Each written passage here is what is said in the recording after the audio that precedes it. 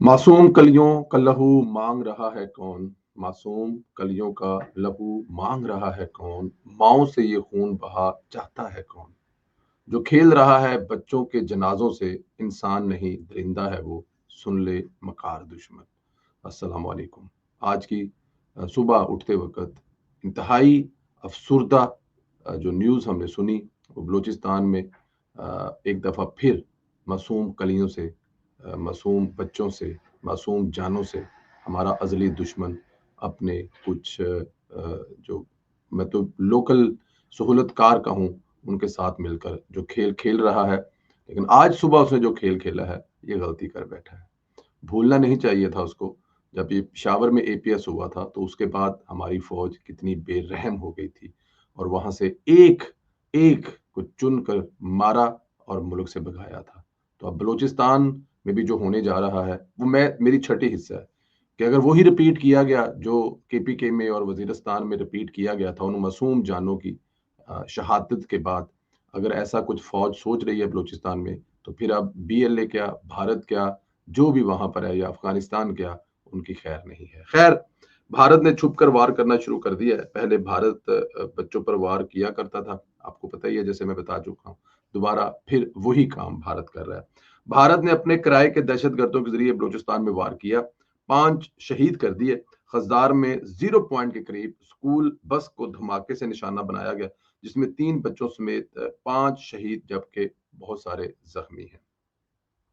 पाक फौज के शोबा तलकात आमा आईएसपीआर के मुताबिक बलूचिस्तान के इलाका खिजदार में स्कूल बस पर दहशतगर्दों का हमला और बुजदलाना हमले में स्कूल के मासूम बच्चे की बस को जो है वो निशाना बनाया गया है।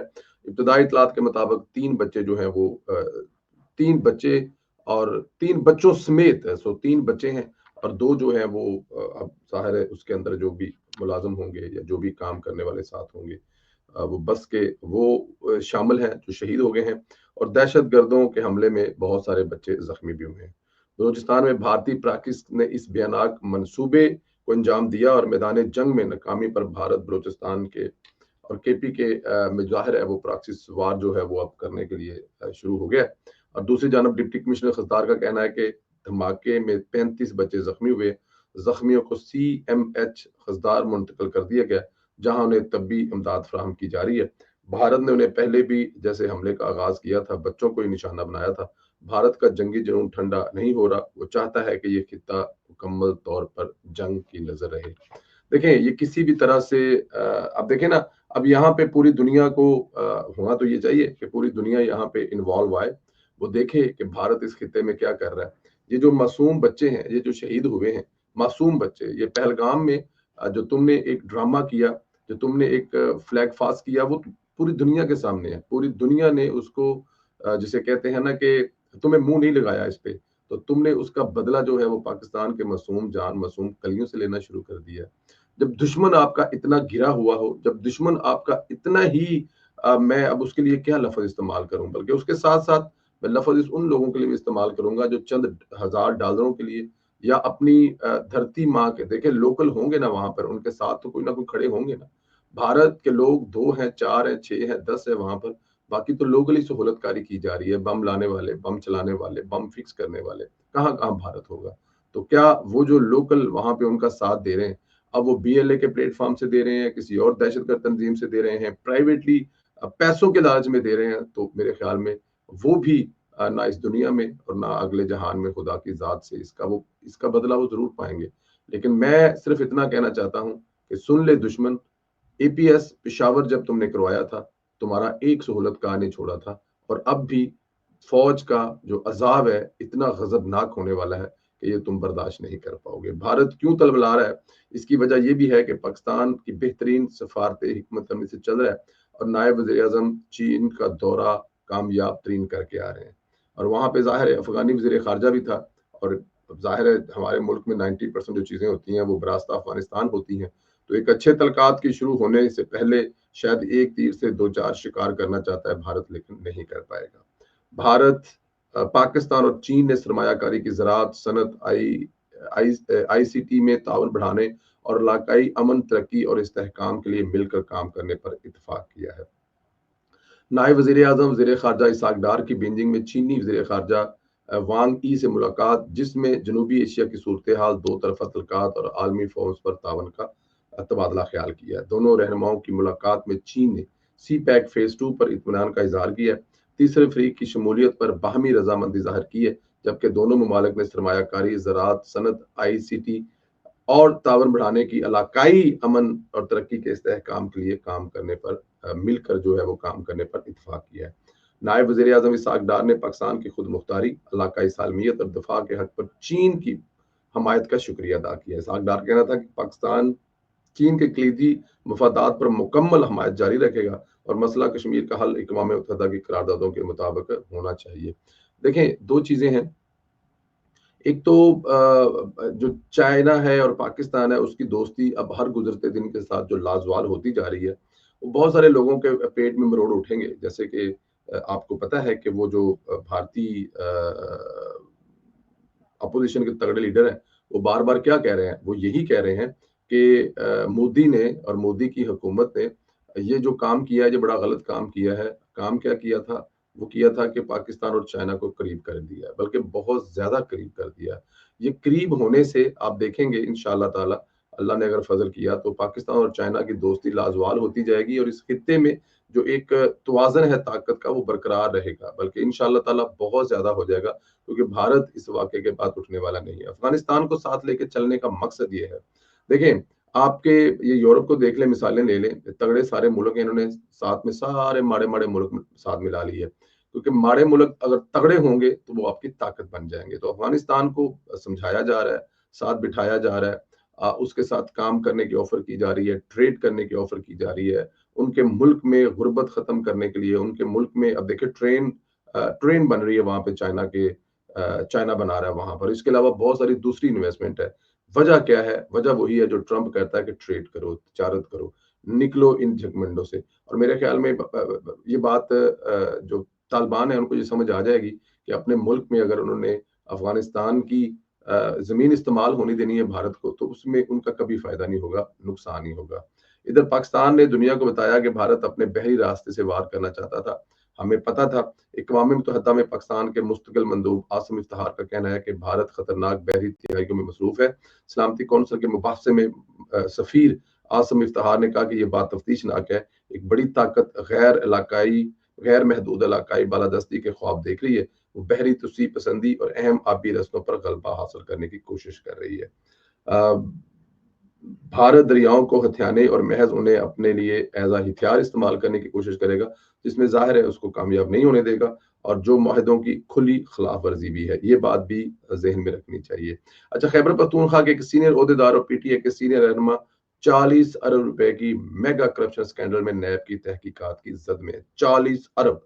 خیبر پختونخوا کے سرکاری اکاؤنٹ سے پاکستان تحریک انصاف کے 2 سینئر رہنماؤں کو کروڑوں روپے کی 2 ٹرانزیکشن کی گئی ہیں، اور دی نیوز اخبار کے مطابق ان میں سے ایک اکاؤنٹ خیبر پختونخوا کے ایک اعلیٰ عہدیدار کے خاندان کا ہے۔ نیب نے پتہ لگایا کہ 40 ارب روپے کے میگا کرپشن سکینڈل سے منسلک بینک اکاؤنٹ سے مہنگی جائیدادیں خریدنے کے لیے 2 بڑی ٹرانزیکشن کی گئی ہیں۔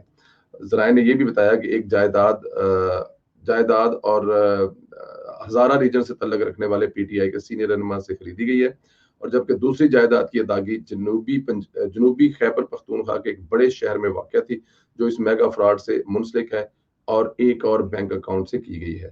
اطلاعات کے مطابق یہ خاص جائیداد پی ٹی آئی سے تعلق رکھنے والے خیبر پختونخوا کے ایک بہت اہم آئینی عوامی عہدیدار کے خاندان کے قبضے میں۔ اب آئینی سے دیکھ لیں کہ گورنر جنرل whatever جو بھی ہے۔ نیب اس میگا سکینڈل کے تمام پہلوؤں کی تحقیقات کر رہا ہے، جس نے خیبر پختونخوا میں پی ٹی آئی حکومت کو ہلا کر رکھ دیا۔ آپ اندازہ کریں کہ عمران خان کو جتنی بار یہ صوبہ ملا ہے، صرف اور صرف ہمیں جو ملا ہے وہاں سے جو خبریں ملی ہیں، وہ ملی ہیں کرپشن کے انبار کی، اور یہاں پہ کہا جا رہا ہے کہ عمران خان صاحب جو ہیں وہ کرپشن ختم کرنے آئے تھے۔ عمران خان صاحب اپنے گھر سے کرپشن نہیں ختم کر سکے تو وہاں پر کسی دوسرے صوبے میں جا کر کیا کرپشن ختم کریں گے؟ جتنی کرپشن عمران خان صاحب کے اپنے گھر میں ہوئی ہے وہ بھی آپ کے سامنے ہی ہے، وہ آپ نے دیکھ لی ہے، جس طرح کی کرپشن ہوئی اور جتنی کرپشن ہوئی ہے۔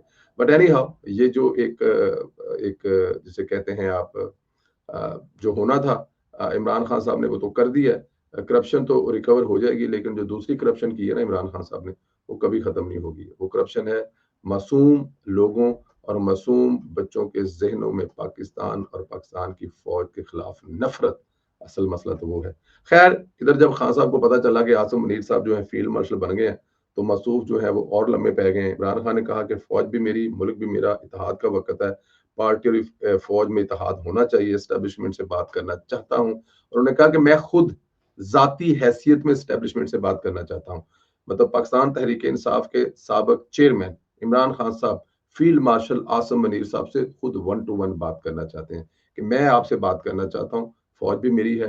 अब देखें, ये इसके अलावा कुछ चारा नहीं है। क्या पाकिस्तान ये जब हुआ होगा, देखिए पाकिस्तान तहरीक इंसाफ में किसी जगह पे ये बात पाई जाती थी कि फौज के अंदर कोई डिवाइड है, फौज के अंदर कोई तकसीम है, और उसको तकसीम को फूद जो इस्तेमाल करते हुए पाकिस्तान तहरीक इंसाफ जाके आगे अपना काम डालेगी। लेकिन ऐसा कुछ नहीं है।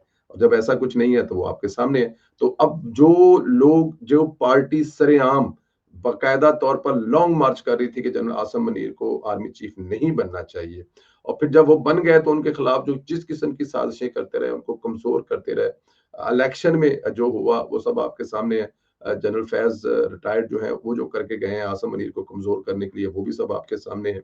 तो अब तक भी चीजें चल रही थी कि किसी तरह से आसिम मुनीर साहब जो है वो अपनी मुद्दत पूरी करेंगे और उसके बाद उनको एक्सटेंशन नहीं लेने देंगे। लेकिन अब तो आसिम मुनीर साहब जो है वो रहेंगे 5 साल तक, तो वो है ही हैं। 5 साल से तो पहले वो कहीं नहीं जा रहे। ये तो बाई लॉ हो गया हुआ है।